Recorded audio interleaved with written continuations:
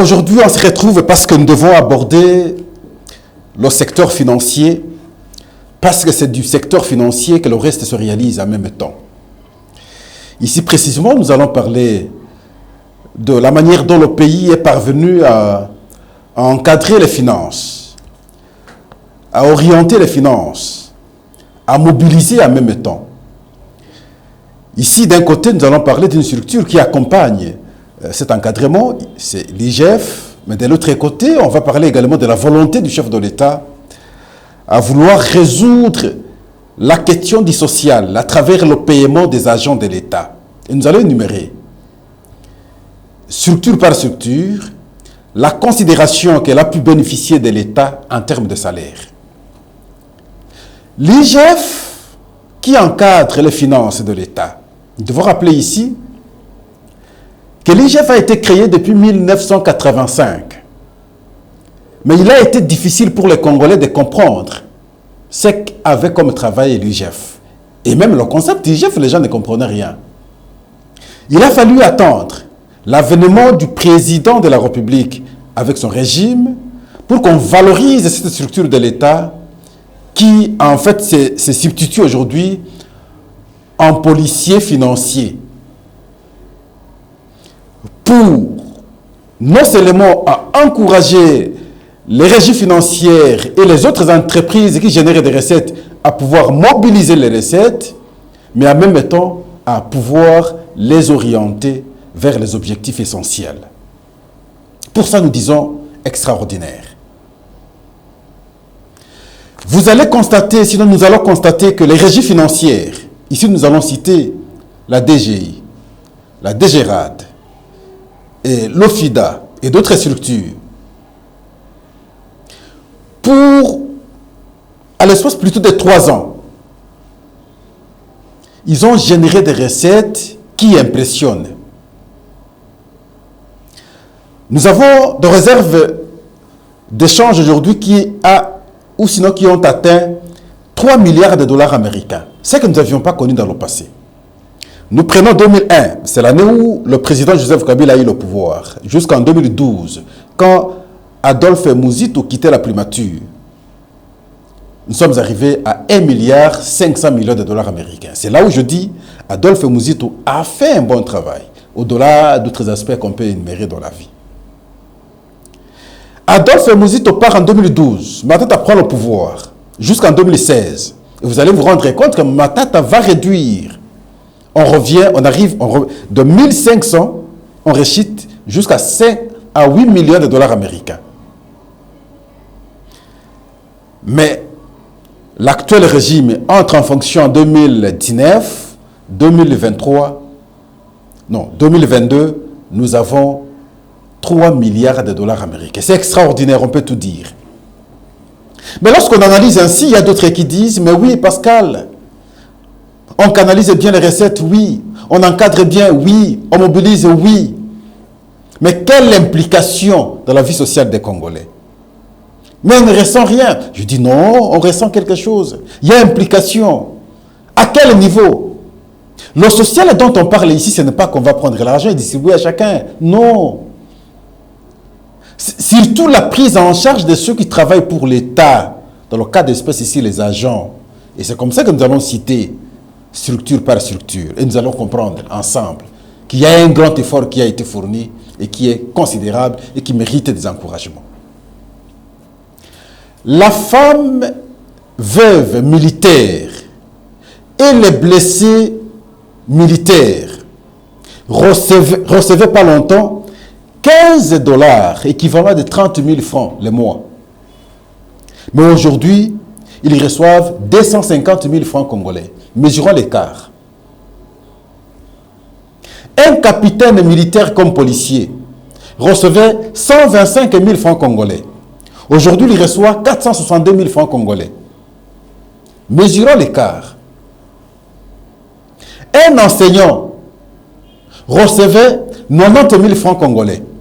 Aujourd'hui, l'enseignant reçoit 460 000 francs congolais, sans compter ce qu'il va bénéficier en termes de primes de la gratuité. Mesurons l'écart de 90 000 francs congolais à 460 000 francs congolais, un enseignant.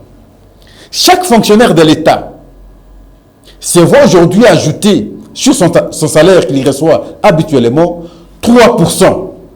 Chaque fonctionnaire de l'État. Le magistrat, et ici nous allons parler en termes de dollars, qui recevait 450, 500, 600, 700 dollars, le magistrat reçoit aujourd'hui 1500, selon les étapes, 1500, 1600, 1800, ainsi de suite. Mais c'est fondamental. Ce qui voudrait dire en d'autres termes qu'il y a un effort terrible qui a été fourni. Mais je fais un constat aujourd'hui. À quelques jours ici, c'est la rentrée scolaire. Pascal, je n'ai jamais entendu une rentrée scolaire s'organiser dans la paix comme celle-ci, sans qu'il y ait des réclamations des enseignants. Nous étions habitués à entendre la voix de Jean Bosco Pouna. Il ne parlait pas. Pourquoi? Parce que lui se battait pour la prise en charge des enseignants. Aujourd'hui, c'est l'État qui prend en charge les enseignants. Ces revendications ont été prises en compte par l'État et l'État maintenant prend en charge les enseignants. Il ne peut plus revendiquer. De ce point de vue, je dis, il y a un bon élan sur le plan du social. Le social, c'est ça. Lorsque les agents de l'État sont pris en charge par l'État, c'est cela le vrai social. Mais ça ne se limite pas là, seulement pour le paiement des agents de l'État. Il y a également d'autres actions sur le terrain, réalisées sur fonds propres du gouvernement, sur fonds propres de nos productions. Quoi, en réalité? Je vais vous rappeler ici que le pays, depuis que nous sommes pays, le chef de l'État n'a jamais une résidence officielle.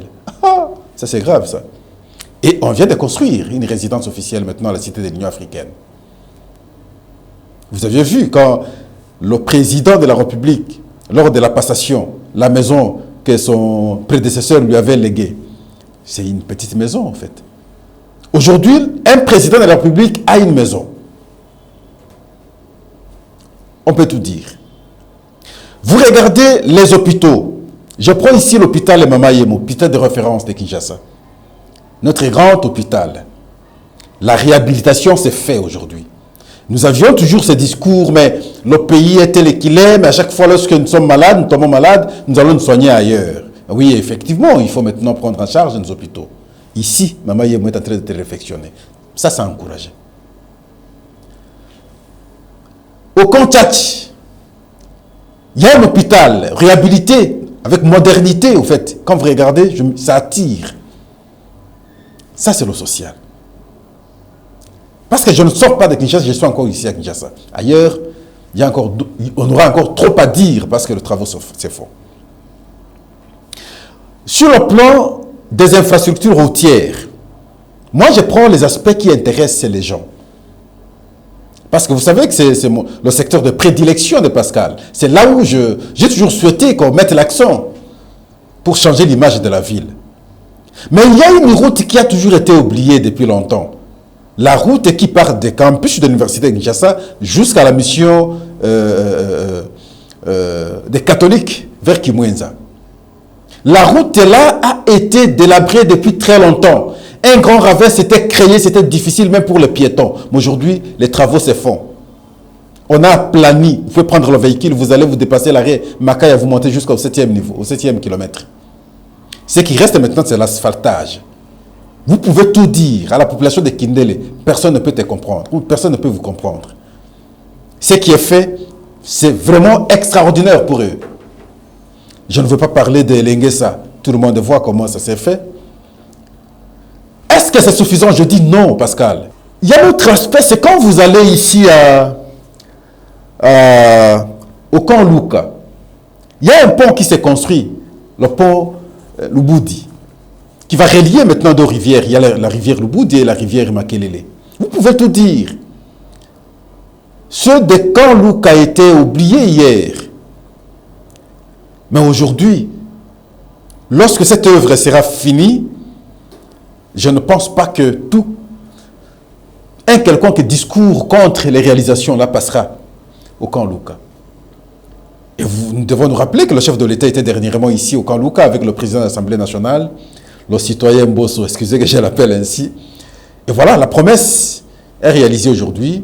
Les gens jubilent, les gens dansent, sont contents de ce qui s'est fait pour eux, surtout à travers ces œuvres. Beaucoup d'autres choses à faire en termes de routes dans la ville de Kinshasa. J'encourage en même temps, parce qu'ici je vois l'opération de Kinshasa contre trous, sans trous. On bouche pratiquement tous les trous.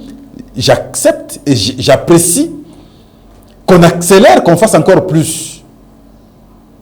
Ça, c'est la volonté qui est affichée. C'est la volonté qui est affichée. Est-ce que c'est encore fini? Je dis non, ce n'est pas fini. Toujours sur les fonds propres du gouvernement.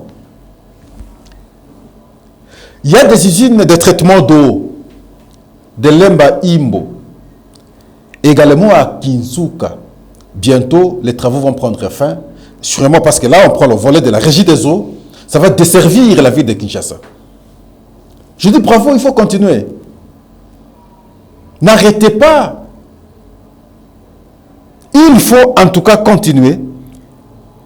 Et pour que les Congolais, partout où nous sommes, ici à Kinshasa, la question de la régie des eaux ne soit plus une préoccupation pour les gens, étant donné que nous vivons, nous sommes entourés d'ailleurs par les eaux.